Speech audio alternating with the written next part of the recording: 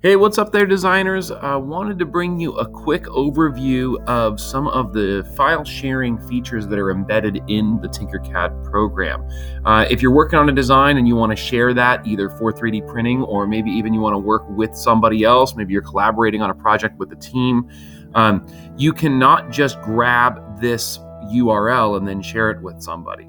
But what's cool is that Tinkercad has embedded some sharing capacities into their program using these different buttons up here. This button up here with the little plus sign, that's your button to collaborate with other people. So you can actually work on projects much like you would work on a shared Google document in the Tinker space, which is kind of a neat option if you're working on a group project.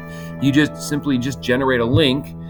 You can copy that link and then you can share that with your team, and then you can collaborate on one design, which is really kind of a neat option.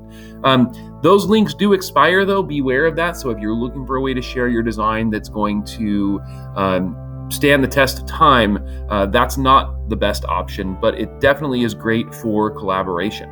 The other thing that is built into Tinkercad is the ability to send your design directly to a couple of different locations. Now, this is kind of neat. You can download a picture of your design if you don't want to do screenshots.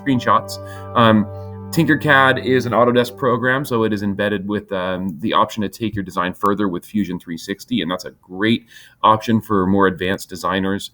You can share your design on different 3D communities, and then you can also invite people by getting a link. Much like the process that I showed you before. Now, note here, it gives us some time here. That link is only valid for 336 hours, whatever that converts to.